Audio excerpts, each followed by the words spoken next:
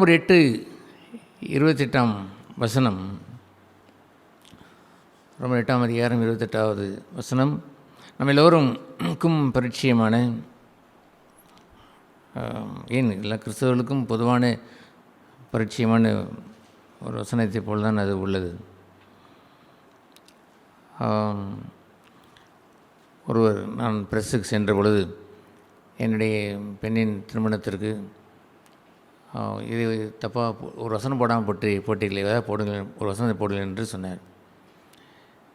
எதை போடலாம் என்று அவர் கேட்டார். அது என்னமோ அந்த பொண்ணுடைய அப்பா சொல்லுகிறார், எதையாவது நல்ல ஃபேமஸான வசனத்தை போடுன்னு சொன்ன பொழுது உடனே இந்த ரோமர் 8:28 அவர் கூறி, தேவனுடைய அன்பு ஊழியர்களுக்கு சகலமும் நன்மைக்கு ஏதுவாக நடக்கிறது. ஒண்டர்ஃபுல், ஆச்சரியம், போடுங்கள் நல்லா இருக்கிறது என்று அந்த வசனத்தை அவர் போடுகிறேன் என்று அவர் சொல்கிறார். ஆகவே வசனத்தை அவர்கள் தங்களுக்கு சாதகமான அதை நன்மைக்கு எதுவாய் நடத்துகிறார் என்பதெல்லாம் பார்த்து அதை அட்ராக்ட் ஆகி அதில் ஒரு கவர்ச்சி உண்டாய் அதை போடுகிறார்கள். அல்லாமல் திஸ் ஒண்டர்ஃபுல் வேர்டு, இந்த அற்புதமான இந்த வசனம் என்று சொல்வதனுடைய அந்த மேன்மை, அந்த மகத்துவம், அதனுடைய பொக்கிஷம் அவர்களுக்கு என்னதென்று தெரியவில்லை. கல்யாணத்திற்கு தங்களுடைய அழைப்பு கார்டுக்கு ஒரு தலைப்பிலே போடுகிற ஒரு வசனத்தை என்று வைத்து கொள்வதை, அப்படி போல்தான் இந்த வசனத்தை எல்லோரும் தங்களுக்கென்று பயன்படுத்துகிறார்கள். ஒரு சடங்கு வீடு என்று உள்ள கார்டிலே கூட அதை நான் பார்த்தேன். அந்த ஒண்டர்ஃபுல் வேர்ஸ், இந்த ஆச்சரியமான இந்த வசனம் சொல்கிறது என்னவென்று சொன்னார், தேவனிடத்தில் அன்புரியவர்களுக்கு அவருடைய தீர்மானத்தின்படி அழைக்கப்பட்டவர்கள் என்று சொல்வதிலே ஒரு பகுதி என்னவென்று சொன்னால், அவருடைய தீர்மானம் என்னவென்றால், we should love God, நாம் தேவனை அன்பு கூற வேண்டும். அந்த பாடலில் நாம் பாடினதை போல் இதுவே மெய் வாக்கு என்று அந்த பாடலை பாடுகிறார். ஏசு என்னை ஏசு என்னை ஏசு என்னை மெய் வேத வாக்கீரே. அந்த பாட்டில் எப்படி அந்த அடியில் அந்த கோரஸ் நான் படிக்கிறோமே பாருங்கள், என் அருமை, ஹீஸ் மை பிலவட், எனக்கு என்னுடைய நேசத்திற்கு உரியவர். That's a wonderful thing. அந்த ஆச்சரியமான ஒரு பகுதி, டு லவ் காட், தேவனை நேசிக்கிற நேசம் மெய்வேத வாக்கியமாய் அது எனக்குள் மாற வேண்டும். ஆகவே அந்த அற்புதத்திலே நடக்கிற காரியங்கள் என்னவென்று சொன்னால், உலகத்தில் ஒரு மனுஷன் என்று நாம் அறியும் பொழுது மனுஷனுக்கு எத்தனையோ விதமான வாழ்க்கை, அவனுடைய சூழ்நிலையிலே மாற்றங்கள் உண்டாகிறது.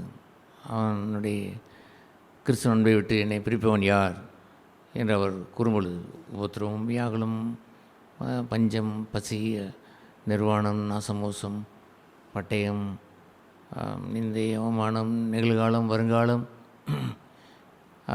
தூதர்களுக்குள்ளாமல் வாட் எவர் இட் இஸ், என்ன சம்பவித்தாலும் எங்களை தெய்வ அன்பிலிருந்து ஒருவரும் பிரிக்க இயலாது என்று சொல்லுகின்ற அந்த அற்புதமான ஒரு வாழ்க்கை, என்ன சம்பவித்தாலும் மனுஷனுடைய வாழ்க்கையில் அத்தனையும் சம்பவிக்கும். ஏராளமான காரியங்கள் சம்பவிக்கும். யாருக்கு சம்பவிக்கும்? எல்லோருக்கும் சம்பவிக்கும். தன்னுடைய சீசலை பார்த்து ஆண்டவர் சொன்னார், நான் உங்களை படகில் அழைத்து சென்று கப்பலிலே போகும்பொழுதெல்லாம் ஏன் நடுக்கடலிலே புயல் உண்டானது, ஏன் அங்கே அவ்வளோ துன்பம் உண்டானது, அது ஏனென்றால் டு டெஸ்ட் யுவர் லவ், உன்னுடைய தெய்வ அன்பை சோதிப்பதற்கு தான். ஆகவே அதுபோன்ற காலங்களிலே அந்த அசைக்கப்படுகின்ற ஒரு நேரம் என்று வரும்பொழுதெல்லாம் யூ ஷுட் லவ் ஹிம், அவரை அப்படி நாம் நேசித்திருக்க வேண்டும். எனவே தெய்வ அன்பு என்று சொல்லுவது அவர் நேசிக்கின்ற நேசத்திற்கு உரியவர்கள்.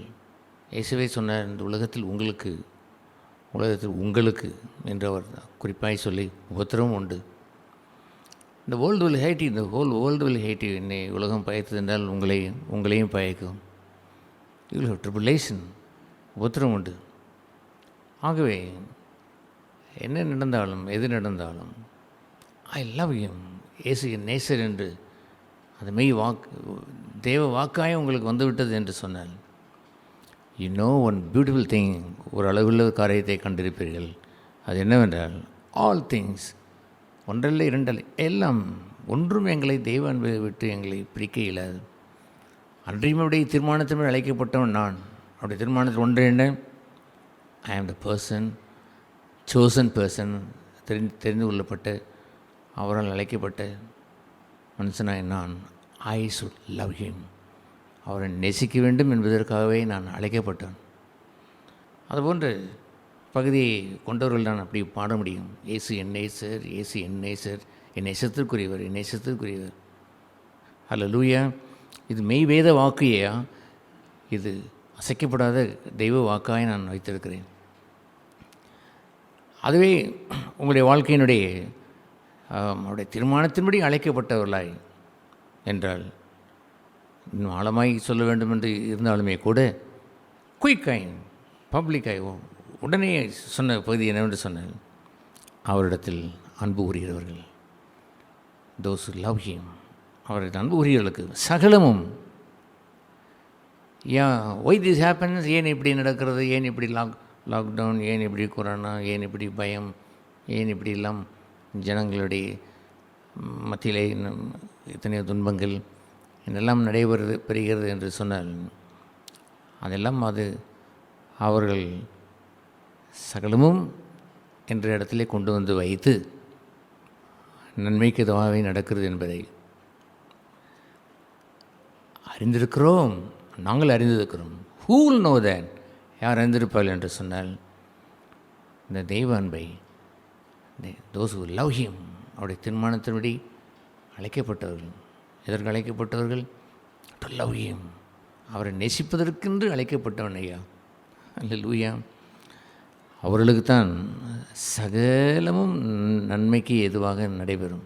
ஒன்றும் தெய்வ அன்பிலிருந்து அவர்களை சேதப்படுத்திவிட இயலாது. ஒன்றும் தெய்வ அன்பை விட்டு அவர்களை பிரித்துவிட இயலாது. என்ன தெய்வ அன்பு? அவரை அன்பு கூறுகிறவன், எந்த நிலையிலையும் அவரை அன்பு கூறுகிறவன் என்ற நிலையை விட்டு எதுவும் என்னை பிரித்துவிட இயலாது. அவர்களுக்கு காடில் ஒர்க். எப்படி அவர் கிரியை செய்வார்? பஞ்சத்திலும் பசியிலும் குறைச்சலிலும், அதை நிர்வாணத்திலும் நாசமோசத்திலும் பட்டயத்திலும் அல்லது கொரோனாவிலும், வாட் எவர் திங் ஹேப்பன், என்ன நடந்தாலும் God will work. I won't work, நான் கிரியை செய்வதில்லை.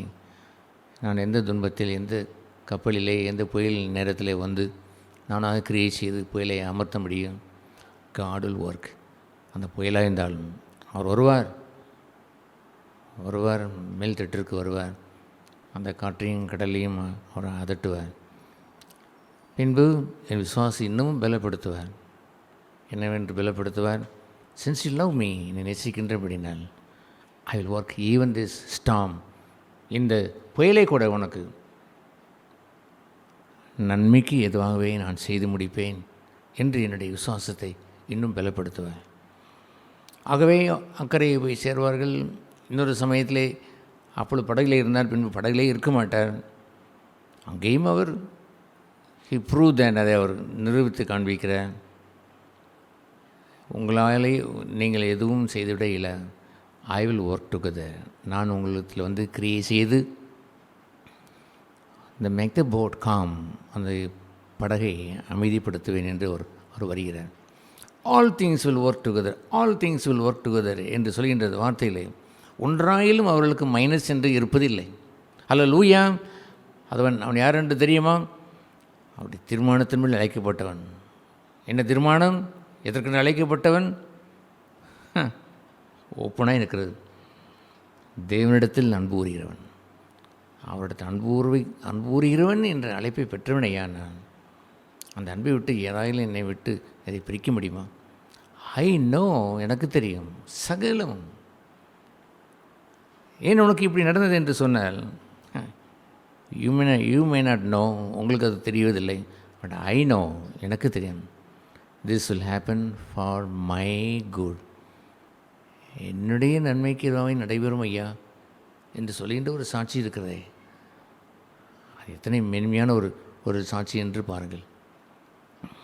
ஆகவே அவ்வாறு அங்கே அவர் கூறும்பொழுது இன்னும் யோவான் அந்த 15ஆம் அதிகாரம் 19ஆம் வசனத்திலே அங்கே எழுதியிருக்கிறது, உலகம் தன்னுடையதை நேசித்திருக்கும் என்று அங்கே எழுதியிருக்கிறது. உலகம் தன்னுடையதை நேசித்திருக்கும். அந்த அன்பு என்று சொல்வதை நீங்கள் கொஞ்சம் கொச்சைப்படுத்தியவர்களாய் மாறிவிட்டீர்கள் என்று சொன்னால், யோவான் 21ஆம் வசனம் அதிகாரம் 15ஆம் வசனத்திலே நீங்கள் கீழே நீங்கள் இறங்கி வந்து அந்த யோவான் 21:15 இல்லை, யோவான் 15:19 நீங்கள் வாசிக்கிறபடி உலகம் தன்னுடையதை அது நேசித்திருக்கும் என்று அவர் சொன்னார். ஆகவே அந்த 15:19 நாம் வாசிக்கிறபடி, நீங்கள் உலகத்தாராய் இருந்திருந்தால் உலகம் தன்னுடையதை சிநேகித்திருக்கும். நீங்கள் உலகத்தாராய் இராதபடியினாலும் நான் உங்களை உலகத்திலிருந்து தெரிந்து கொண்டபடியினாலும் உலகம் உங்களை பயக்கிறது. ஆகவே இந்த ஒரு பகுதியை எடுத்து பாருங்கள். அன்பென்ற பகுதியை நாம் ரீப்ளேஸ் பண்ணி இயேசுவை அன்பு கூறுவதற்கு பதிலாக உலகத்தை அன்பு கூறியவர்களாய் மாறிவிட முடியும். அப்படி இருந்தால் உலகம் தன்னுடையதை சிநேகித்திருக்கும், தனக்குரியவர்களை அது சிநேகித்து வாழும். உலகத்தினுடைய அன்பை பெறுவதென்பது மகா கேடான ஒரு துர்ப்பாக்கியமான மாயை அல்லது ஒரு வஞ்சகம். அது ஏனென்றால் ஐ லவ் காட், நான் தேவன் நேசிக்கிறேன் என்பதற்கு டோட்டலி டிஃப்ரெண்ட், முற்றிலும் வித்தியாசமாய் they love the world, உலகத்தை நேசிக்கிறாள். கிறிஸ்டியன், ஒரு கிறிஸ்தவன் அப்படி உலகத்தையும் நேசிக்க இயலுமா? எஸ். அவன் அந்த நாளிலே அவன் கண்ணீர் வடித்து, ஓ கர்த்தாவே, உலக சிநேகமாக எனக்கு வேண்டும். இந்த உலகத்தில் எத்தனையோ அன்பு என்று சொல்லி கொண்டவர்கள் அவர்கள் கூடி அவர்கள் துன்மார்க்கம் பேசினால் அதற்கு ஒரு அன்பு, துன்மார்க்குடைய ஆலோசனை நடவாமலும் என்றால் அவர்கள் அங்கே நடந்து அங்கே அன்பை வைத்திருப்பார்கள். பாவில் வழி நில்லாமலும் என்றால் அங்கே நின்று அன்பை வைத்திருப்பார்கள். பரியாசக்காரர் உட்காராமல் என்று சொன்னால் அங்கே கொண்டு வந்து வைத்திருந்திருப்பார்கள். ஆனால் இவைகளை விட்டு அங்கே சங்கீதம் 1ஆம் அதிகாரத்தை அவர் சொல்லுவார், கர்த்தருடைய வேதத்தில் பிரியமாக இருந்து இரவும் பகலும் தியானமாக இருக்கிற மனுஷன் என்று அதை அவர் குறிப்பிட்டு, அவன் நீர்க்கானல் ஓரத்தில் நடப்பட்டவன், தெய்வத்தோடு இசைந்தவன், அவன் நீதிமான்களின் சபையிலே இருப்பான் ஐயா. அவன் துன்மார்க்கருடைய கூட்டத்தில் அல்ல, நீதிமானுடைய அவன் சபையிலே அவன் வாசமாக இருப்பான். கர்த்தருடைய வழியை அவன் அறிந்திருக்கிறான், அவன் செய்வதெல்லாம் வாய்க்கும். எனவே இது போன்று இந்த உலக அன்பு என்று சொல்வது, when we leave the love of God, தெய்வ அன்பை விட்டு நாம் விலகுவோம் என்று சொன்னால் குயிக்லி, வேகமாய் உலக அன்பு பாய்ந்துவிடும். நாம் இருப்பது எங்கே என்றால் பரலோகம் அல்ல, இந்த உலகத்தில் இருக்கிறோம். ஆகவே அதிக டேஞ்சர், அதிக அபாயம் என்னவென்று சொன்னால் இந்த உலக அன்பு ஸோ குயிக்லி, வேகமாய் நம்மை வந்து அதை நம்மை பிடித்து கொள்ளும். எனவே அசைக்கிற ஒரு நேரம் என்று வருகின்ற நேரங்களில் எல்லாம் அநேகர் வீழ்ச்சியடைகின்ற இடமெல்லாம் they go to the love of the world, உலக சிநேகத்திற்குள் போய்விடுகிறார்கள். ஏதோ ஒரு வகையிலே அதை போய்விடுகிறார்கள். அதை அவர்களுக்குரிய சாதகமான ஒரு சில சிநேகமோ அல்லது அவர்களுடைய லாபமோ அவர்களுடைய விருப்பமோ அவருடைய விருப்பத்தை பூர்த்தி செய்கின்ற ஒரு இடமோ ஏதாவது ஒன்று என்று வரும்பொழுது they quickly jump to the love of the world, உலகத்தினுடைய சிநேகத்திற்குள் போகின்றபடினால் உலகம், அந்த உலகம் தன்னுடையதை நேசித்திருக்கும். அதுபோன்ற சிநேகம் கேடானது. எத்தனை வாலிபர்கள் தங்களுடைய ரட்சிக்கப்பட்ட பிறகும் கூட தன்னுடைய பழைய ஃப்ரெண்ட்ஷிப்போடு அவர்கள் அப்படி ஒரு சிநேகம் வைத்திருப்பார்கள். அதை விட்டுவிட முடிவதில்லை. சில ரட்சிக்கப்படுவதற்கே தடையாய் வருவதெல்லாம் இந்த ஃப்ரெண்ட்ஷிப், இந்த உலக சிநேகம், உலக நண்பர்கள், அவரோடு சேர்ந்து இருக்கக்கூடிய ஒரு பந்தா அதை இதையும் பேசிக்கொண்டு கும்மாளம் அடிக்கின்ற ஒரு நேரம், உலகத்தை மகிழ்ந்து பேசிக்கொள்கின்ற நேரம், அவர்கள் அல்லது படிப்பை குறித்தே பேசிக்கொண்டு அவர்கள் அதில் முன்னேற வேண்டும் என்பதற்காகவே யோசித்து கொண்டே இருக்கக்கூடிய அது போன்ற சில சிநேகிதர்கள், வாட் எவர் இட் இஸ், உலக சிநேகம் எத்தனை நம்முடைய வாலிபர்களை பின்மாற்றம் அடைய செய்துவிடுகிறது. அவர்கள் அந்த ஸ்டடி இடத்திற்கு வருவதில்லை. நானும் என் வாலிப நாட்களை ரட்சிக்கப்பட்ட அந்த நாளிலே, கர்த்தாவே நான் உம்மோடு உடன்படிக்கை செய்கிறேன், நான் உம்முடையவன், நான் எக்காலம் பின்மாறி போவதில்லை. தி நெக்ஸ்ட் டே, அடுத்த நாள் நான் பியூசி படித்து கொண்டு அந்த நாட்களில் நான் அந்த அட்மிஷன் ஆன அந்த நாட்களில் என்னுடைய ஃப்ரெண்ட்ஸ் எல்லாம் கூடி வந்த பொழுது, வழக்கம் போல் அவள் சிகரெட்டை கொடுக்கும் பொழுது, சாரி ஐ எம் கிறிஸ்டியன் என்று நான் சொல்லி, ஏற்கனவே கிறிஸ்தவன் தாண்டா என்று சொன்ன பொழுது, இன்னொன்றும் என்னை கிறிஸ்து மாற்றியிருக்கிறார் என்று சொல்லவும் சில நண்பர்கள் ஓடினார்கள். சிலருடைய தீய பழக்கங்களுக்கு என்னை பழக்கம் போல் என்னை கூப்பிட்ட பொழுது, I cannot do that because Jesus இயேசு என்னுடைய இரட்சகராக இருக்கிறார் என்று சொன்ன பொழுது, அவரை பற்றி நான் அவர்களுக்கு நான் எடுத்து சொன்ன பொழுது, பைத்தியக்காரனை உன்னோடு உன் பைத்தியம் இருக்கட்டும், எங்களுக்கு வேண்டாம் என்று அவர்கள் விலகி ஓடுவதும், வெரி சூன் வேகமாய் அவர்கள் எல்லாம் என்னை விட்டு போயின பிறகு, ஜெனிவன் ஃப்ரெண்ட்ஸ், நல்ல பக்தி உள்ள தேவன் நேசிக்கிற நல்ல ஒரு என்னோடு படிக்கிற சில ஸ்டூடெண்ட்ஸை என்னோட நண்பராய் சிநேகிதராய் எனக்கு அவர் தந்தார். ஹல்லேலூயா. திஸ் வேர்ல்ட்லி லவ், இந்த உலக சிநேகம், உலகத்தினுடைய ஃப்ரெண்ட்ஸ் இவ்வளவு ஜனங்களை சீரழிக்கிறது. குறிப்பாய் கொஞ்சம் திருமணமாகி அவர்கள் பல பிரச்சனைகள் என்று சந்திக்கும் பொழுது இதெல்லாம் அவ்வளோ ஜாஸ்தி இல்லாவிட்டாலும், த யங் பீப்புள், வாலிப பிள்ளைகள், லவ் த வேர்ல்டு, உலகத்தை நேசிக்கிற நேசத்திற்குள் ஜம்ப் பண்ணி போய்விடுகிறார்கள். ஆகவே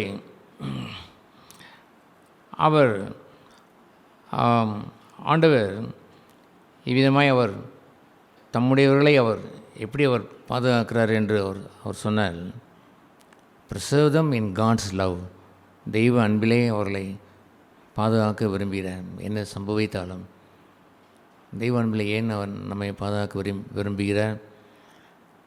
ஏனென்றால் அவருடைய அன்புரியவர்களுக்கு, ஜென்யூனாய் மனப்பூர்வமாய் அன்புரியவர்களுக்கு சகலமும் நன்மைக்கு எதுவாகவே நடக்கிறது.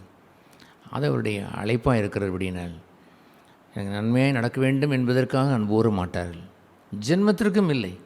அநேகர் வாக்கு தத்தத்தை கொண்டு போய் முன்னால் வைத்து சீரழிகிறார்கள். தேவனுடைய ராஜ்யத்தையும் நீதியை முதலாவது திருடுங்கள், அப்பொழுது இவைகளெல்லாம் உங்களுக்கு கூட கொடுக்கப்படும் என்று சொன்னதை எத்தனை பிரசங்கிமார்கள் உங்களுக்கு கூட வேண்டுமா? அதை ஆடட் என்று எழுதியிருப்பது சேர்த்து தான் எழுதியிருக்கிறது, அல்லாமல் கூட என்று தமிழிலே வைத்து கூடையாய் அவர் தருவார்.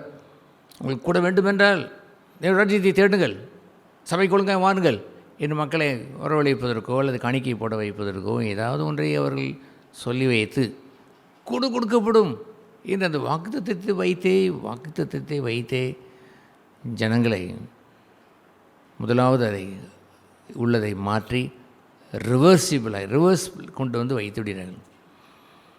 ஜனங்கள் வஞ்சனைக்குள்ளாகி அவர்கள் ஏன் சபைக்கு வருகிறார்கள், ஏன் அவர்கள் காணிக்கை போட்டார்கள், ஏன் கொஞ்சம் ஊழியம் செய்வதை போல் செய்து கொண்டார்கள், இதெல்லாம் செய்தால் எனக்கு எல்லாம் கூட கொடுப்பார். No, that cannot be a Christian life. கிறிஸ்தவ வாழ்க்கை என்றே இல்லை. எத்தனை தீப ஆராதனைகள், எத்தனையோ அவன் செய்கின்ற நோன்புகள் எல்லாம் எதற்கு என்று தெரியுமா? இதெல்லாம் எனக்கு கிடைக்கும், இதை நான் நோன்பு செய்தால், இதை நான் பொருத்தனை செய்தால், நான் இதை இதை செய்யும், எனக்கு இந்த வியாபாரத்தில் எனக்கு 10 லட்சம் ரூபாய் எனக்கு லாபத்தை தாரும், உமக்கு 1 லட்சம் தருகிறேன் என்று சொல்கின்ற பொருத்தனையெல்லாம் அவள் செய்து கொண்டு செய்கின்ற அந்த மனதையெல்லாம் காட் டிவைட்ஸ் அதை தேவன் அதை இருதயத்தின் நோக்கத்தை அறிந்து அவளை ரிஜெக்ட் பண்ணிவிடுவார். ஐ டெல் யூ, நான் சொல்கிறேன், ரட்சிக்கப்பட்ட நாள் முதற்கொண்டு இன்று வரை what God will do for me, இதே எனக்கு என்ன செய்வார் என்பதை குறித்து வெகு சொற்பமாய் சில சமயங்களை நான் யோசித்துக்கேன். தப்பென்று இல்லை. சில சமயங்களில் நாம் வாக்குத்தத்தத்தை நாம் எண்ணி பார்த்து அதில் மகிழ்வதில் தப்பு ஒன்றும் இல்லை. ஆனால் ஐ டோன்ட் நோ மோஸ்ட்லி தி 90%, 90% அவர் என்ன செய்வார் என்பதை நான் யோசிப்பதே இல்லை. நான் என்ன செய்ய வேண்டும் என்பதை மாத்திரமே தவிர அல்லாமல் what he will do for me, எனக்கு அவர் என்ன செய்ய வேண்டும் என்று தெய்வத்தை குறித்து எப்படி யோசனை வரவில்லை என்றால் மனுஷனை குறித்து எந்த காலம் யோசனை வரும்? மனுஷன் எனக்கு என்ன செய்வான், அந்த சபை எனக்கு என்ன செய்யும், அவன் என்ன செய்வான், இவன் என்ன செய்வான் என்று ஏறிட்டு பார்க்குற ஒரு வாழ்க்கை என்பது கிறிஸ்தவ வாழ்க்கையா? 100% நாட், 100 கிறிஸ்தவ வாழ்க்கை இல்லை. அதுபோன்றவர்கள் வேறு எங்கேயாவது ஒரு சபையில் இருந்தாலும் கூட பரவாயில்லை, நம்முடைய சபையில் இருப்பது துரதிருஷ்டம். அதுபோன்றவர்கள் அந்த எதிர்பார்ப்பு என்று வருவது கூட துரதிருஷ்டம். ஆகவே சகலமும் நன்மைக்காக நடக்க வேண்டும் என்பதற்காகவா நான் அவரை அன்பு கூற வேண்டும்? It's useless Christianity. I sorry to say like then அப்படி நான் சொல்லுவது வருந்துகிறேன். நான் உண்மையை அப்படித்தான், அந்த கிறிஸ்தவம் பிரயோஜனமற்றது. உங்கள் சாரம் இழந்து விட்டால் இட்ஸ் குட் ஃபார் நத்திங் என்று சொல்வார். அது ஒன்றுக்கும் பிரயோஜனப்படாத, மனசினால் கீழே கொட்டப்படுவதற்கும் மனசினால் மிதிக்கப்படுவதற்குமே என்று சொன்னதே போலவே தட்ஸ் அ யூஸ்லெஸ் கிறிஸ்டியானிட்டி என்று நான் மாற்றி சொல்கிறேன். அவ்வளவுதான்.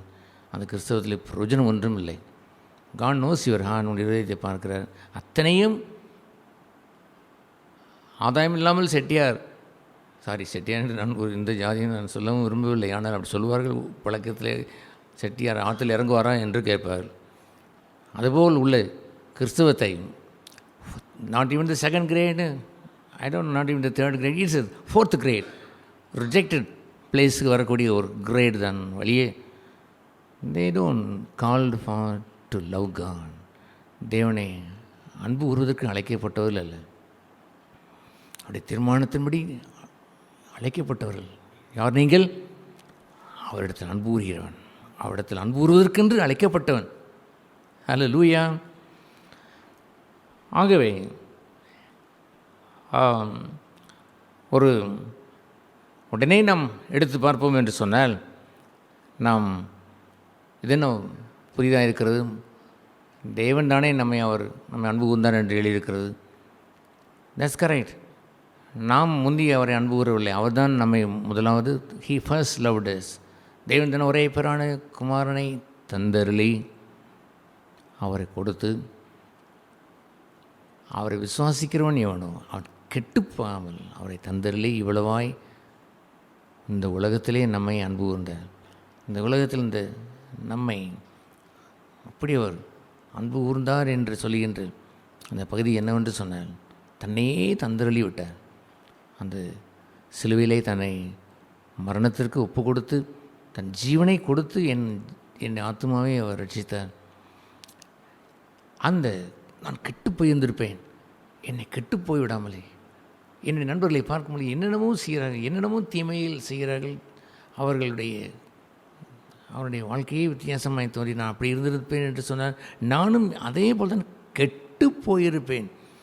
நான் கெட்டு போகாமல் தன் ஜீவனை தந்து என்னை ரட்சித்தாரே என்ற அந்த அன்பை, முதலாவது அவர்கள் தெய்வ அன்பை பெற்றுக்கொண்ட பிறகுதான் தி லவ் ஹிம், அவரை நேசிக்கிறார். முகாந்திரம் அந்த ஒன்றே ஒன்று தான், வேறு ஒரு முகாந்திரம் இல்லை. ஒரே ஒரு முகாந்திரத்திற்காக அவர் அன்பு கூறுகிறார்கள். எதற்கு? நான் கெட்டு போயிருப்பேன், என்னை ரட்சிப்பதற்காக தன் சொந்த ஜீவனையே எனக்கு தந்தவர் என்ற அந்த கல்வாரி சிலுவையினுடைய அந்த மேன்மையை கண்டவர்கள் தன் முழுமையும் தன் எஜமானனுக்கு தந்து, இரட்சகருக்கு தந்து அன்பு கூறுவார்கள். தன்னையே முழுமையை தந்து, தன்னை முழு ஜீவனையும் அவர் தந்து, தன்னையே ஒப்பு கொடுத்து, தன்னை தந்தருளி அன்பு கூர்ந்த அவர் நம்மிடத்தில் அந்த தேவன் அப்படி தந்தருளினாரே, அந்த தேவன் நம்மிடத்தில் இப்பொழுது எப்படி அன்பை எதிர்பார்ப்பார்? முழு அன்பையைத்தான் எதிர்பார்ப்பார். முழு இருதயம், முழு மனம், முழு பலன், முழுமையும் முழு சிந்தையும் சகலத்தையும் முழுமையும் என்று அன்பை வைத்து அவர் அன்பு கூறுவார்கள். முகாந்திரம் என்னவென்றால், நான் கெட்டு போயிருக்கக்கூடியவன், பலமுறை எத்தனை பலமுறை என்று சொல்வதற்கு எனக்கு தெரியவில்லை. என்னை ரட்சித்தீரே, கேடுகெட்ட பாவியாக என்னை ரட்சித்தீரே கர்த்தாவே, நீங்கள் மாத்திரமே நான் ரட்சித்திருக்காவிட்டால், உங்களுடைய அன்பை சிலுவையிலே எனக்காக நீ கொடுத்து ரத்தம் சிந்திருக்காவிட்டால் கெட்டு போயிருப்பேன், நான் சீர்கெட்டு போயிருப்பேன். சில என்னுடைய பழைய நண்பர்களை பார்க்கும் பொழுது, அவர்கள் சீர்கெட்டு போன வாழ்க்கையை பார்க்கும் பொழுது நான் அஞ்சுகிறேன். அதுபோல் இருந்திருக்க வேண்டும். ஓ கர்த்தாவே, என் வாழ்க்கையை நான் திரும்பி பார்க்கும் பொழுது 50 வருடங்களுக்கு முன்பாக நீ ரட்சித்த உடைய வல்ல கரம் இருக்கிறது, உடைய சிநேகம் அது பெரிது கர்த்தாவே என்று பலமுறை நான் அவரிடத்திலே நான் சொல்லி அவருடைய அன்பிலே திளைத்து, அதுபோன்ற ஒரு திளைத்து அந்த முதல் பகுதியை கொண்டவன் தான். அந்த முகாந்திரத்தின்படி தான் அவன் அவரை அன்பு கூற முடியும். பேதுருவனுடைய நிலையை நீங்கள் சீர்தூக்கி பார்த்தால், பேதுரு அவனை சொன்னான், நான் உண்மை மறுதலிக்க மாட்டேன் என்று சொன்னான். நோ, நீ சேவல் கூவதற்கு முன்பாக 3 முறை என்னை மறுதலிப்பாய் என்று ஆண்டவர் சொன்னார். அதுபோன்று அந்த நேரத்தில் செத்தாலும் சாவேன், என்ன நிலை நடந்தாலும் என்னை மற்ற எல்லாரும் மறுதலித்தால் கூட மறுதலிக்கலாம், நான் மறுதலிக்க மாட்டேன் என்று அவன் சொல்கிறான். துன்பம் என்ற ஒரு சோகம் வந்த பொழுது, குளிர் என்ற ஒரு நேரம் வந்த பொழுது, குளிர் காய்வதற்கு ஒரு வேலைக்கார பெண்மணியிடத்தில் போய் அவன் அறியவில்லை, I don't know who is என்று சொல்லிவிட்டான். திரும்ப 3 தடவை அந்த போர் வீரன் கேட்கிறான். எல்லோரும் அந்த கேட்கின்ற நேரத்தில் ஐ டோன்ட் நோ ஹிம், சத்தியம் கூட செய்து விட்டான். திருப்பி கேட்டு என்னை மாட்டி விடுவார்கள் என்று பயந்து கொண்டு ஓங்கி சத்தியம் அடித்து அவரை அறியவில்லை என்று அவன் சொன்னான். அப்போ முன்பு சொன்ன அந்த வார்த்தை என்னவென்று தெரியுமா? பிசாசு என்னிடத்தில் அவன் அனுமதி கேட்டான், அவன் உன்னை கோதுமை மணி சுலைகள் வைத்து புடைப்பதை போல் உன்னை புடைப்பதற்கு அனுமதி கேட்டான், நானும் கொடுத்து விட்டேன். ஆனால் பேதுரு, உன் விசுவாசம் ஒளிந்து போகாதபடிக்கு உனக்காக நான் ஜெபம் பண்ணிகிறேன் என்று அவர் சொன்னார். 2 தீமோத்தேயு 1ஆம் அதிகாரம் அந்த 13ஆம் வசனத்திலே வாசித்து பாருங்கள். இயேசு கிறிஸ்துவிடத்தில் இருந்த விசுவாசமும் அன்பும் என்று எழுதியிருக்கிறது. ஒரு காசிலே 2 பக்கத்தை போல், faith and love for God, அந்த தெய்வ அன்பு, தேவனை பற்றிய விசுவாசமும் அந்த அன்பும் அதை பிரிக்கையில். ஆகவே அவன் முதலாவது அவனிடத்தில் ஆண்டவர் எதிர்பார்த்ததெல்லாம் அவ்வளோதான் எதிர்பார்க்கக்கூடும். ஏனென்றால் ஒரே காரணம், அவன் எதிர்பார்த்ததெல்லாம் ஃபெய்த் தான் அவர் சொன்னார், அன்பை அவர் அங்கே சொல்ல முடியவில்லை. அது ஏனென்றால் அவன் இயேசுனுடைய சிலுவை மரணத்தை இன்னமும் பார்க்கவில்லை. மறுதலித்தான், தட்ஸ் ஓகே, ஆனால் நெவர் saw that. அதை அவர் சிலுவிலேயே தொங்கின அந்த காட்சியை அவன் கண்டதில்லை. எனக்காக மரித்தவர் அவர் அங்கே திரும்பி பேதுருவை பார்ப்பதும், பேதுரு அவரை நோக்கி பார்ப்பதும், உள்ளத்தை அவன் உடைத்து மனங்கசிந்து அழுதானே, that is a different one. அங்கே வித்தியாசமானது. ஆகவே தான் அவர் எனக்காக மரித்தார் என்ற அந்த சிலுவை மரணத்தை அவன் பார்க்காது அந்த நேரத்தில் உன் விசுவாசம் உன்னை ஒளிந்து பாதபடிக்க என்று கேட்டார். ஆனால் அவன் தன்னுடைய மீன் வலையை எடுத்துக்கொண்டு அவன் மீண்டும் மீன் பிடிக்க அவன் சென்ற பிறகு அவர்களை ஆண்டவர் சந்திக்கிறார். ஆண்டவர் சொல்லி இங்கே வலையை போட்டு அங்கே திரளான மீன்கள் அங்கே கிடைக்கின்ற நேரத்தில் யோவான் சொல்லுவான், திஸ் இஸ் லார்ட், இது கர்த்தர் என்று அவன் சொல்லுகிறான். உயிர்த்தெழுந்து வந்த கர்த்தர் என்று சொல்லவும் அவன் உடனே தன்னுடைய ட்ரெஸ் எல்லாம் போட்டுக்கொண்டு குதித்து கரைக்கு அவன் வருகிறான். அவனுக்கு ஆண்டவர் அவனுக்கும் சேர்த்து அங்கே உள்ள மற்ற சீசர்களுக்கும் சேர்த்து உணவு தருகிறார். அவர் எல்லோரும் சாப்பிட்டு திருப்தியான பொழுது அவர் என்ன கேட்டார் என்று தெரியுமா? பேதுருவே, உன் விசுவாசம் ஒளிந்து போக வேண்டிய நேரத்தில் இருந்தாய் அல்லவா? உன் விசுவாசத்தை நான் காத்துக்கொண்டேன் என்று அவர் சொல்லவில்லை. உனக்காக நான் ஜெபித்தேன் என்று சொன்னார், சரிதான். நான் இப்பொழுது அதை அவர் கேட்கவில்லை. உன் விசுவாசம் எங்கே போனது, ஏன் மீன் பிடிக்க போய்விட்டாய் என்று அவர் கேட்கவில்லை. அதற்கு பதிலாக கேட்டார், பீட்டர், யூ லவ் மீ, என்னை நேசிக்கிறாய் என்று தான் கேட்டார். அது ஏனென்றால் அன்று அவன் மறுதலித்த அந்த பேதுரு, he did not see the crucified Jesus, தனக்காக சில அறையப்பட்ட இயேசுவை காணவில்லை. பட் என்னை அன்பு கூர்ந்து தன்னையே தந்துவிட்டு அந்த அன்பு நாதரை அவன் கண்டவுடன் மனம் விரும்பி போயிருந்த அவன், நீ அன்பு கூறுகிறாயா என்று கேட்டபொழுது, ஆமாண்டவரே, ஐ லவ் யூ, உன்னை நேசிக்கிறேன் என்று அவன் சொன்னான்.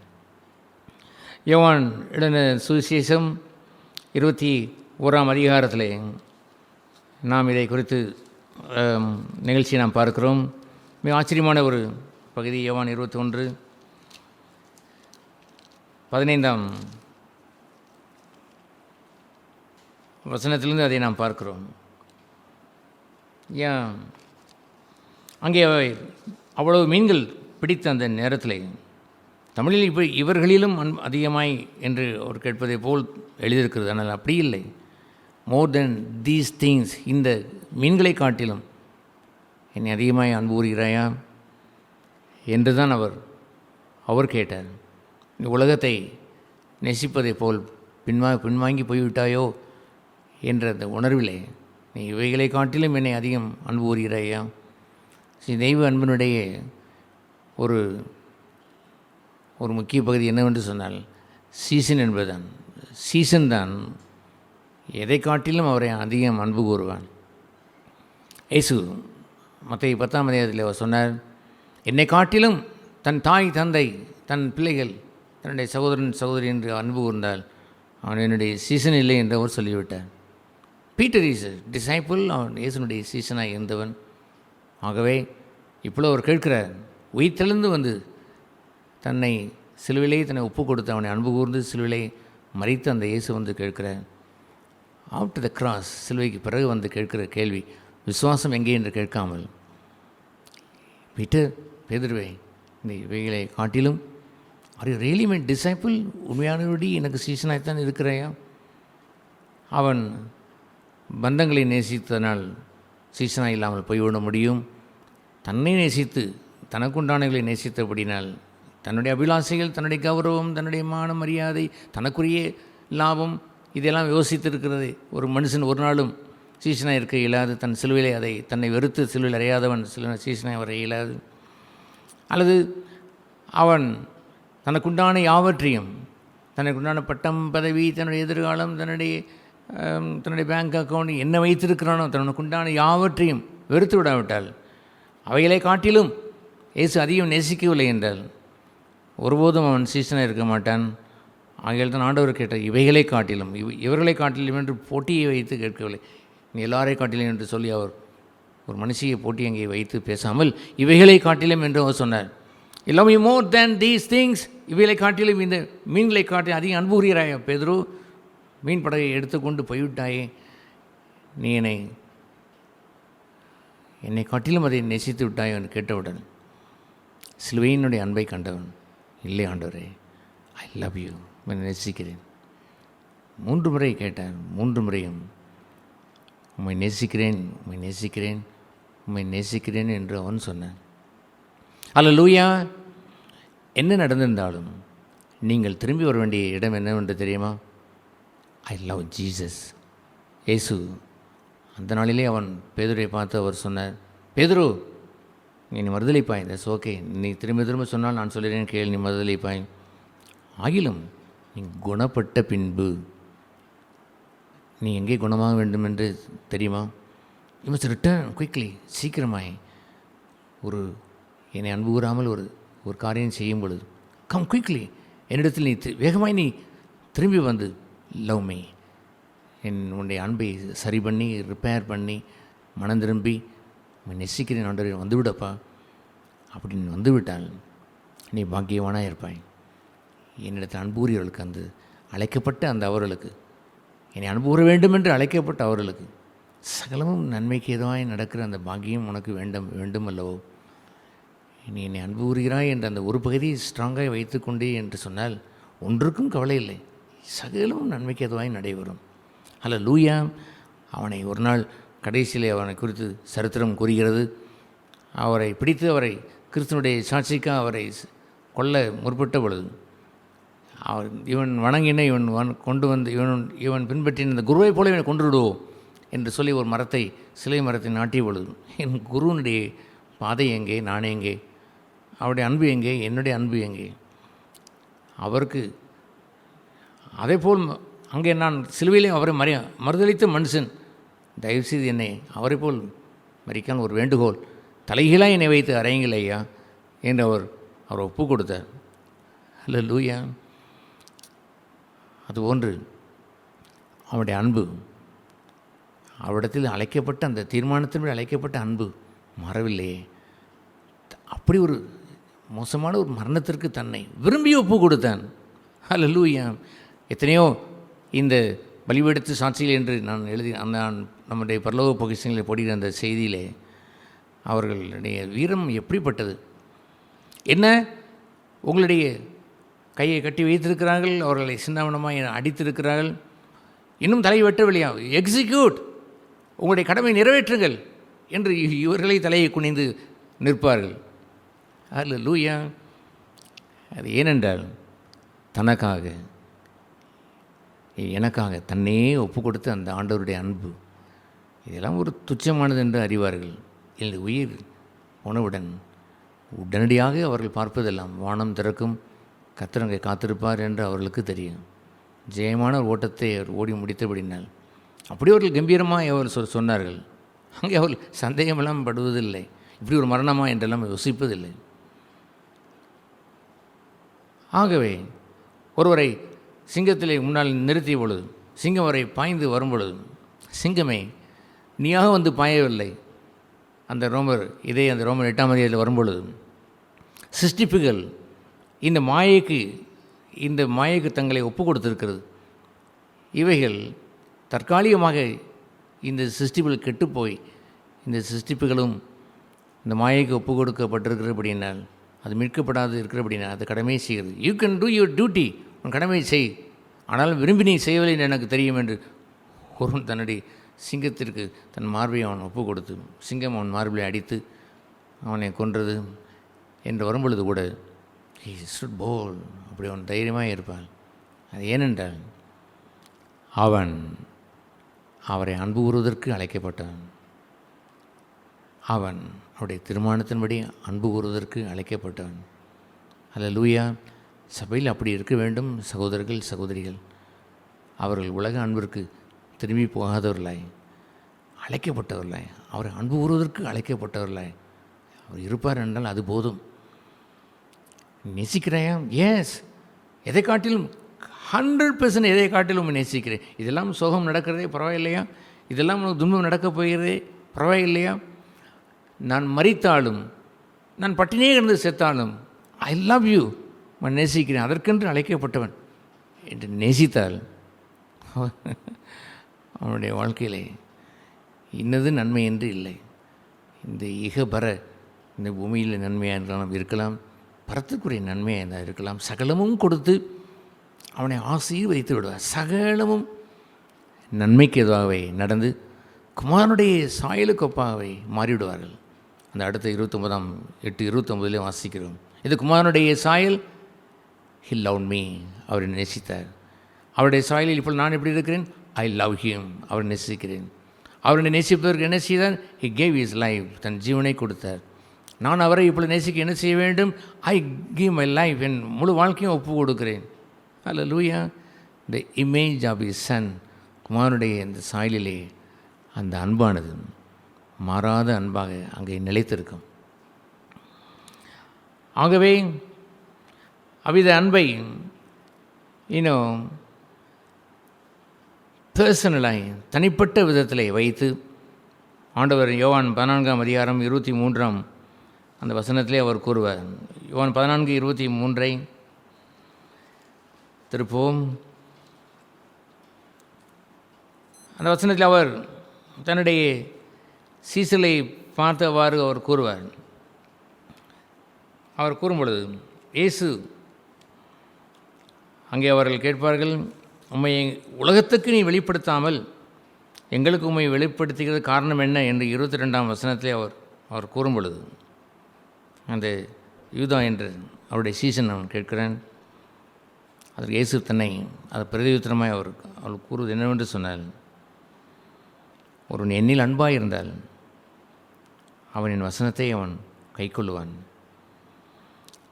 அவன் என் வசனத்தை அவன் கைக்கொள்ளுவான். ஹல்லேலூயா. நீங்கள் அவருடைய வசனத்தை எப்படி நீங்கள் கைக்கொள்வீர்கள்? பிகாஸ் ஐ லவ் ஹிம், அவர் நேசிக்கிறேன். என்னை நேசித்து என் நேசிருக்காய் உடனே உயிரை கொடு என்று அவர் கேட்கவில்லை. அவர் கேட்பதில்லை, யூ ஒபே மை கமாண்ட்மெண்ட்ஸ், என் கற்பனையை கைக்கொள்வாய் என்று தான் அவர் கேட்கிறார். அவன் என்ன சொல்லுவான்? யோவான் அப்போஸ்தலன் சொன்னதே போலவே அவருடைய கற்பனையில் ஒன்று கூட பாரம் இல்லை. அவருடைய கற்பனையில் அத்தனையும் தேனிலும் மதுரம், இனிமையானது. அவருடைய வார்த்தைகளில் நிலைத்திருப்பதே போன்றிருக்கக்கூடிய பாக்கியம் வேறு எதுவுமே இல்லை. அவர் சொல்கிற கட்டளை முழுவதும் நன்மை நன்மை நன்மை தான், தீமையானது எதுவுமே இல்லை. பிசாசானவன் அவன் சொல்லுவான், இந்த பேதுருடைய காதில் ஒரு தடவை சொன்னதே போல், சிலுவை மரணமா, ஐயோ அது உமக்கு கூடவே கூடாது என்று அவன் சொல்லுவான். இது கஷ்டம் என்று அவன் சொல்லுவான். உடனே ஆண்டவர் பிசாசை பார்த்து சொல்லிவிட்டார், அப்பாலே ஒரு சாத்தானே என்று பேதுருவை சொல்கிறது போல் தோன்றினாலும் பிஹைண்ட் த பீட்டர், பேதுருக்கு பின்னால் இருந்ததெல்லாம் இந்த சாத்தான் தான். பிதா கற்பனையை கொடுத்துருக்கு, கோ டு த கிராஸ், சிலுவைக்கு போய் மறிக்க வேண்டும் என்று தம்முடைய சித்தத்தை காண்பித்திருக்க. இவனோ அதெல்லாம் கஷ்டம், பிதாவின் சித்தம் செய்தது போல் மோசமான கஷ்டம் வேறு எதுவுமே இல்லை என்று சொல்லுவான். யோவான் அப்போஸ்தலனை போய் கேட்டால், யார் சொன்னது? அவன் கற்பனையில் ஒன்று கூட பாரமானது இல்லை. பிசாசு அதை பாரமாய் அவன் காட்டி விடுகிறான். நீ போகக்கூடாது, சிலுவை மரணம் உமக்கு கூடாது என்று அவன் சொல்லுவான். மனுஷனுக்கு கனவில் சிந்திக்கிறாய். மனுஷன் அவன் கிறிஸ்தவன் அல்லாதவன் என்று சொல்லாமல் கிறிஸ்தவனாக இருந்து கொண்டே வெறும் மனுஷனாக இருக்கிறான். நீ என்னுடைய சீசனை போல் இருக்கிறான். ஆனால் மனுஷன் மனுஷியத்துக்குரிய வாழ்க்கையை யோசித்து கொண்டு மனுஷிய சிந்தையிலே உடையவனாக இருந்து இந்த கஷ்டத்தை தள்ளிவிட்டு போகலாமா, என் குருவுக்கு நடக்கக்கூடாது என்று எண்ணுகிறாயே, தேவனுக்கான விலை சிந்திப்பதில்லையோ என்று அவர் கேட்டார். ஆகவே அதுபோன்று ஒரு பகுதியை தான் அவர் சொன்னார், என் அன்பாய் இருந்தால் அவன் என் வசனத்தை கைக்கொள்ளுவான். என் வசனத்தை அவன் கைக்கொள்ளும் பொழுது அவனில் என் பிதா அன்பாய் இருப்பார். என் தேவன் தன் ஒரே பேரான குமாரனை தந்தரில் இவ்வளவாய் உலகத்தில் அன்பு கூர்ந்தார் என்று கூறுவதற்கும், ஐ லவ் ஜீசஸ், நான் இயேசுவை நேசிக்கிறேன் என்று வந்து அவர் அன்பு கூர்ந்து அவருடைய கற்பனைகளை நான் கைக்கொள்ளும் பொழுது, த ஃபாதர் லவ்ஸ் மீ, பிதா என்னிலே அன்பாக இருப்பார், அவனில் என் பிதா அன்பாக இருப்பார், நானும் என் பிதாவும் சேர்ந்து அவனிடத்திலே வந்து வாசம் பண்ணுவோம், அவனோடு நாங்கள் தங்கியிருப்போம். ஹல்லேலூயா. What is this love? இந்த அன்பிற்கு என்ன பெயர்? பர்சனல், தனிப்பட்ட அன்பு. அவன் என்னில் அன்பாக இருந்தால் என் கற்பனைகளெல்லாம் கைக்கொள்வான். அவருடைய கற்பனைகள் என்று சொல்வது எக்ஸ்பேண்ட் பண்ணி அதை விரித்து நாம் சொல்ல வேண்டும் என்றால், ஆண்டவர் சொன்னார், நான் எல்லாவற்றையும் நான் சொன்னால் உங்களால் தாங்கிக் கொள்ள இயலாது. த ஹோலி ஸ்பிரிட் வில் கம், பரிசுத்த ஆவியானவர் வருவார், அவர் சகல சத்தியத்திற்குள் உங்களை நடத்துவார். இன்று அவருடைய சத்தத்தை நீங்கள் பரிசுத்த ஆவியானுடைய சத்தத்தை கேட்டால் செவி கொடுத்து நடங்கள். நான் இந்த பூமியிலே வாழ்ந்த பொழுது எழுதப்பட்ட மல்கியா வரைக்கும் உள்ள வேத புத்தகத்தை வைத்திருந்தேன். ஆனால் மனுஷன் அப்பத்தினாலே மாத்திரமல்ல, நேரடி வாயிலிருந்து புறப்படுகின்ற ஒவ்வொரு வார்த்தையினாலும் பிழைப்பான் என்று அவர் பேசுகிற வார்த்தைகளை நான் கேட்டேன். ஆகவே அவருடைய வேதம் என்று சொல்வதை எழுதப்பட்ட வார்த்தை மாத்திரமல்ல, என் வார்த்தைகள் என்று சொல்வது எழுதப்பட்ட வார்த்தைகளும் மாத்திரமல்ல, த்ரூ த ஹோலி ஸ்பிரிட் பரிசுத்தாவின் மூலமாய் he speak to my heart, என் இருதயத்திலே அவர் பேசுகிறார். ஹல்லேலூயா. நான் இன்னது செய்ய வேண்டும் என்று ஒன்று சொல்லப்படாதது போல் தோன்றினாலும், உன் இருதயத்திலே நீ இச்சித்தால் காமவிகாரம் கொண்டாய், நீ விபச்சாரம் செய்தாய் என்று பழைய ஏற்பாட்டில் சொல்லப்படாவிட்டாலும், அது பிதாவுடைய வாயிலிருந்து வந்த வார்த்தையை கேட்டார். அது என்ன வார்த்தை? அவருடைய வாயிலிருந்து புறப்படுகின்ற வார்த்தையினாலே நான் பிழைத்தேன். எப்படி பிழைத்தேன் என்றால், எழுதப்பட்ட வேதம் plus the holy spirit voice, பரிசுத்தனுடைய அந்த வசனங்களை, அந்த வார்த்தைகளை நான் கேட்டு நான் கீழ்ப்படிந்தேன். ஹல்லேலூயா. அது போன்ற ஒரு இடத்திற்கு அவன் வருகிறவனாக இருப்பான் என்றால், அவன் என் பிதா அன்பாக இருப்பார். It is the personal love, that's so important. My father loves me, பிதா என்னில் அன்பாக இருப்பார். எஸ், நான் அவருடைய தீர்மானத்தின் அழைக்கப்பட்டு அவரது அன்பு கூறுவதற்கென்று அழைக்கப்பட்டவன். That's a wonderful thing, that's right. அதற்கு வருகிற ஆசீர்வாதம் என்னவென்றால், ஃபாதர் வில் லவ் மீ, பிதா என்னை நேசிப்பார். எப்படி நேசிப்பார்? நாம் சகரிய பொண்ணு அவர்கள் சொல்வதை போல், அந்த சத்தியத்தை சொல்வதைப் போல், யோவான் 17ஆம் அதிகாரத்தில் வாசிக்கிறதைப் போல், பிதாவே நீர் என்னை நேசிக்கிறதைப் போலவே இவர்களையும் நேசிக்கிறீர் என்பதை இந்த உலகம் அறியட்டும், இந்த உலகம் அறிந்துவிடும். இவன் கர்த்தரை தெய்வத்தை நேசிக்கிறான், அந்த தெய்வம் இவனை அதிகமாக நேசிக்கிறார்கள். there's a personal relationship with God. தேவனோடு கூட ஒரு உறவு கொண்டு ஒரு வாழ்க்கையை அவர்கள் வாழ்கிறார்கள். ஆகவே அவர் சொன்னார், என் பிதா அவனிடத்தில் அன்பாக இருப்பார், என் பிதா என்னை அன்பு கூர்ந்ததைப் போலவே அவனிடத்திலும் அவர் என்ன செய்வார், அன்பாக இருப்பார். we both together, நாங்கள் இருவருமே வந்து அவனிடத்திலே வந்து வாசமாக இருப்போம்.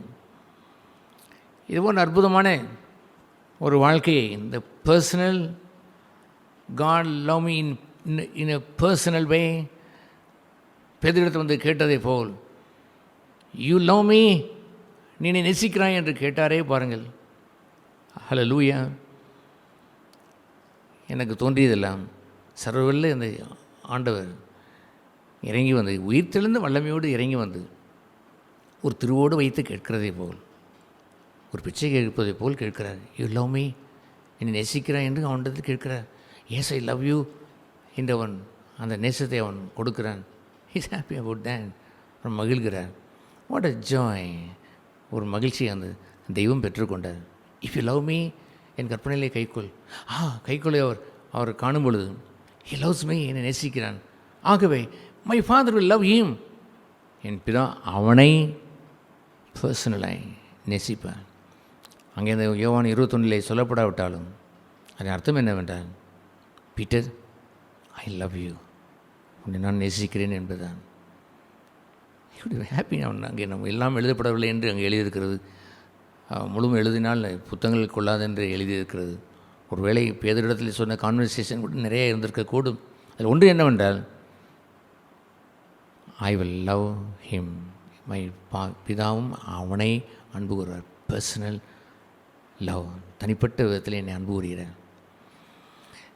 இதோ எழுந்த அந்த நிருபத்தில் வாசிக்கிறதே போல், நீங்கள் ஆவியினாலே நீங்கள் இந்த building of the most holy faith, உங்களுடைய அதிக மேன்மையான அந்த விசுவாசத்தை நீங்கள் அதை ஊன்ற கட்டி, விசுவாசம் இட் பிகின்ஸ் அண்ட் தென் அன்பிலே காக்கப்பட்டு என்று சொல்லுவார். தெய்வ அன்பிலேயே காக்கப்பட்டு என்று அந்த யூதா 20ஆம் வசனத்திலே அதை கூறுவார். அப்படியாய் அந்த அன்பிலே காக்கப்பட்டு வாழ்கின்ற வாழ்க்கையை விட வேறு எதுவும் நமக்கு தேவையில்லை. எதை நாம் இந்த உலகத்திலே காத்துக்கொள்ளலாம் என்று எண்ண வேண்டியது ஒன்றுமில்லை. சகலமும் மாயை. கிறிஸ்து சீக்கிரம் வரப்போகிறார். அவருக்கு அன்புக்குரியவர்கள் தம்முடையவர்களை ஒரு எடுத்துக்கொள்ள வருகிறார். யார் தம்முடையவர்கள்? அவரினை உலகத்தை நேசித்ததை போல் நேசித்து தன்னை தந்தார் என்று சொல்கின்ற அந்த சிலுவையினுடைய அன்பை வாங்கி கொண்டவன் மாத்திரமல்ல, அவருடைய தீர்மானத்தின்படி அவரை அன்பு கூறுவதற்கு அழைக்கப்பட்டவன், அவரிடத்தில் அன்பு கூறுகிறவர்கள். And then he obeys his commandments, அந்த கற்பனையிலே கை கொள்கிறான். அவன் எந்த நிலையிலும் அந்த கற்பனையிலே கை கொண்டு அன்பு கூர்ந்து கை கொள்கிறான். ஒன்றும் அவனுடைய தெய்வ அன்பை விட்டு பிரிப்பதில்லை. வியாகுலம், வருத்தங்கள், நஷ்டங்கள் ஒன்றும் அவனை பிரித்து விடுவதில்லை. அவன் அவ்வாறு இருக்கிறபடினால், கற்பனையில் கை கொண்டு வாழ்கின்றபடினால், த ஃபாதர் பிதா அவனில் அன்பாக இருக்கிறார். ஜீசஸ் இயேசுன்னு சொன்னார், வி போத் டுகெதர், இருவரும் சேர்ந்து வந்து அவனிடத்தில் அன்பு கூர்ந்து வாசமாக இருப்போம். அல்லேலூயா. என்னில் வாசமாக இருக்கிற அந்த பங்கானது யோவான் ஸ்நானனுக்கு கிடைக்காத பங்கு. அவன் சொன்னான், நான் சிறுகவும் அவர் பெருகவும் என்று சொல்கிற ஒரு பகுதி இருந்தாலும், இங்கேயோ என்னிடத்திலேயே வாசம் பண்ணுகின்ற அந்த பங்கை நாம் பெறுகிறோமே. நான் சிறுவும் அவர் பெருகும் என்று இல்லை, என்னோடே வாசம் செய்கிற அந்த பங்கை யாருக்கு தருகிறார் என்று சொன்னார். பீட்டர் என்று பெயர் சொல்லி கூப்பிட்டிருக்க வேண்டும். You love me more then anything, எதை காட்டில் அன்பு கூறுகிறாய் என்று கேட்டிருந்திருக்க வேண்டும். நீங்கள் பதில் சொல்லியிருந்திருக்க வேண்டும். எஸ் யூ நோ தட், நமக்கு தெரியும் ஆண்டவரே என்று கூறியிருந்திருக்க வேண்டும்.